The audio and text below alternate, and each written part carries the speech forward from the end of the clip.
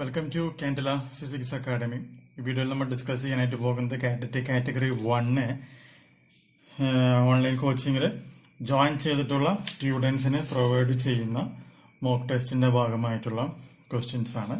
Solar സിസ്റ്റത്തിന്റെ രണ്ടാമത്തെ ഭാഗമാണ് നമ്മളിപ്പോൾ ഡിസ്കസ് ചെയ്യുന്നത്. ക്വസ്റ്റ്യൻസ് നോക്കാം. Which is the largest non star by radius?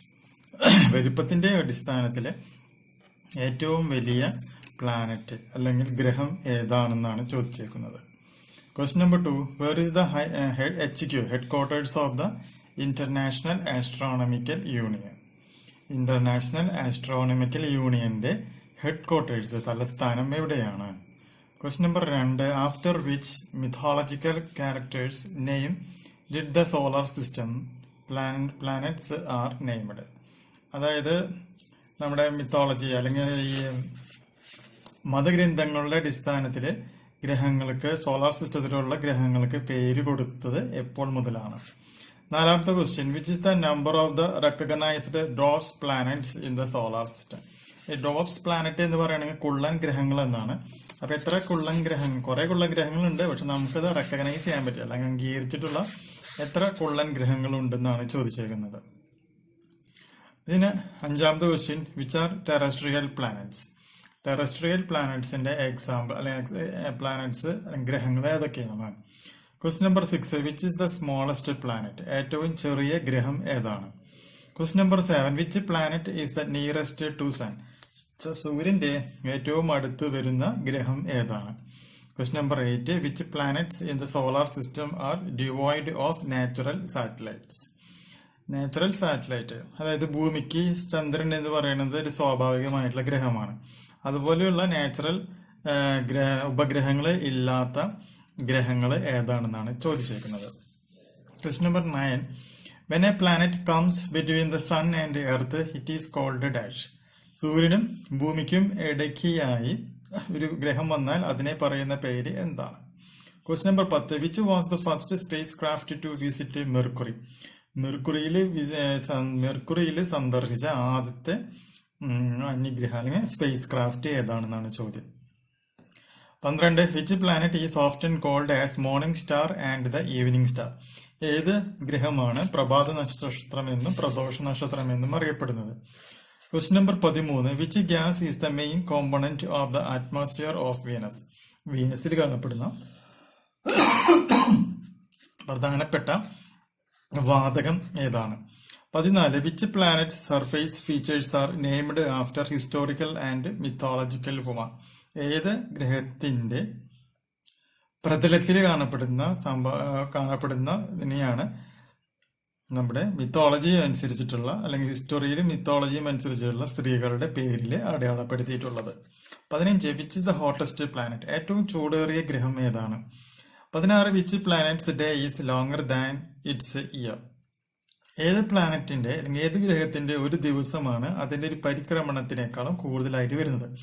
അതായത് ഭൂമിയുടെ ഒരു ദിവസം എന്ന് പറഞ്ഞാൽ 24 മണിക്കൂറാണ്, ഒരു ദിവസമാണ്. കറങ്ങാൻ വേണ്ട സമയം എത്രയാണ്? 365 ദിവസമാണ്. അപ്പൊ ഇവിടെ സമയം ഒരു ദിവസത്തേക്കാളും 365 കൂടുതലാണ് എന്ത് കറങ്ങാനുള്ള സമയം. എന്നാൽ ഒരു ഗ്രഹത്തിന് കറങ്ങാനുള്ള സമയം എന്ന് പറയുന്നത് അതിന്റെ ഒരു ദിവസത്തിനേക്കാളും കുറവാണ്. ആ ഗ്രഹത്തിന്റെ പേരാണ് ചോദിച്ചേക്കുന്നത്. 17, when was the last Venus transit occur? വീനസുമായിട്ടുള്ള ലാസ്റ്റ് വിഷുവം ഉണ്ടായത് എപ്പോഴാണ്?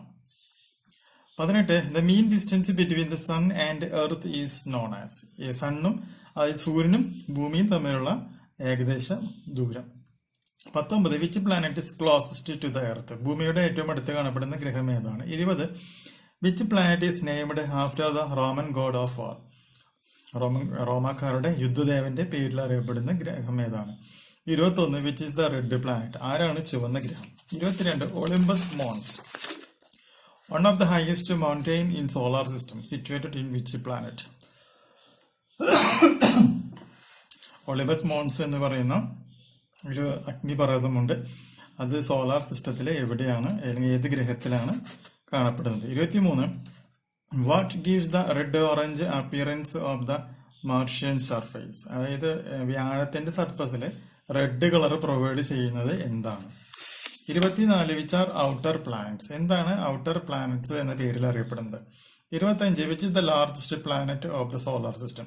നമ്മുടെ സൗരയൂഥത്തിലെ ഏറ്റവും വലിയ ഗ്രഹം ഏതാണ്? 26 which planets special features is the great red spot. ഏത് ഗ്രഹത്തിനാണ് ചുവന്ന പൊട്ട് കാണപ്പെടുന്നത്?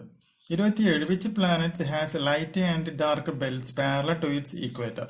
ഏത് ഗ്രഹത്തിനാണ് അതിന്റെ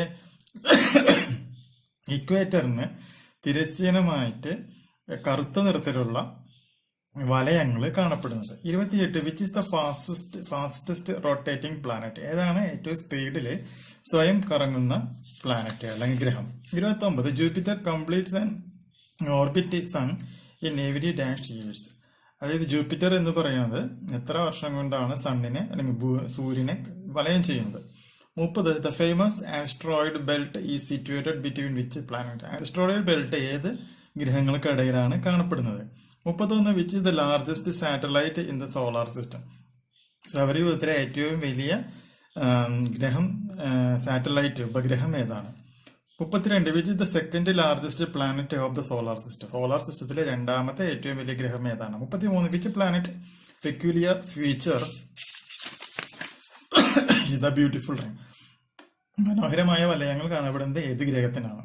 33 which planet has the most number of satellite. ഏറ്റവും കൂടുതൽ ഉപഗ്രഹങ്ങൾ കാണപ്പെടുന്ന ഗ്രഹം ഏതാണ്? 34 which is the largest satellite of സാറ്റർൻ.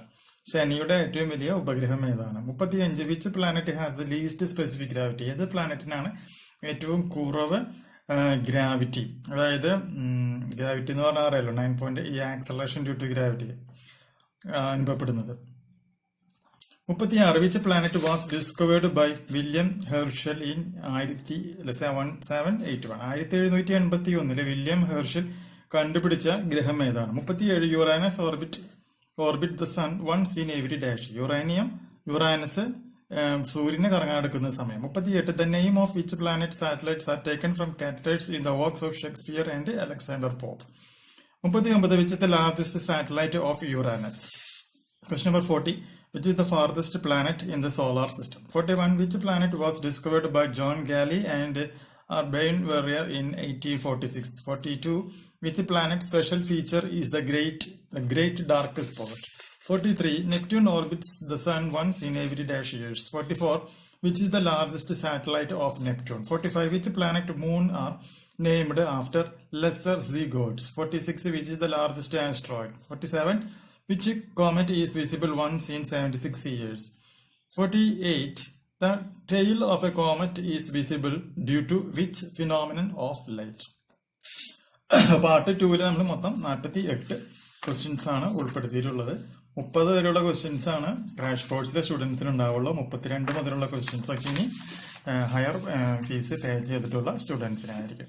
കേട്ടറ്റ് എക്സാമിന് വേണ്ടിയിട്ടുള്ള ഒരു എക്സ്ക്ലൂസീവ് ചാനലാണ് അല്ലെങ്കിൽ ഒരു പ്ലാറ്റ്ഫോമാണ് കാൻഡല ഫിസിക്സ് അക്കാഡമി. ആർക്കെങ്കിലും കേട്ടറ്റ് എക്സാമിന് ജോയിൻ ചെയ്യണമെന്നുണ്ടെങ്കിൽ കോൺടാക്ട് ചെയ്യേണ്ട ഫോൺ നമ്പർ +91 79 94 97 14 19 എന്ന് പറയുന്ന നമ്പറിൽ കോൺടാക്ട് ചെയ്യുക. കോൺടാക്ട് ചെയ്ത് കഴിഞ്ഞിട്ടുണ്ടെങ്കിൽ നമ്മുടെ ഫീസും ബാക്കിയുള്ള ഡീറ്റെയിൽസും പറഞ്ഞു തരുന്നതായിരിക്കും. നമ്മുടെ ക്രാഷ് കോഴ്സിന്റെ ഫീസ് എന്ന് പറയുന്നത് 500 റുപ്പീസ് ആണ് കേട്ടറ്റ് 1നും 2നും. അതിനുശേഷം അതിന്റെ ഫീസ് കൂടുന്നതിനനുസരിച്ച് ക്വസ്റ്റിന്റെ എണ്ണത്തിലും എല്ലാത്തിലും വ്യത്യാസങ്ങൾ ഉണ്ടായിരിക്കും. ഓക്കെ, അപ്പോൾ അതൊരു പ്രത്യേകമായിട്ട് മനസ്സിലാക്കി വെക്കാം. അപ്പോൾ ആർക്കെങ്കിലും ജോയിൻ ചെയ്യണമെന്നുണ്ടെങ്കിൽ തീർച്ചയായും കോണ്ടാക്ട് ചെയ്യുക. 500 മുതലുള്ള ഫീസുകൾ ഇവിടെ അവൈലബിൾ ആണ്.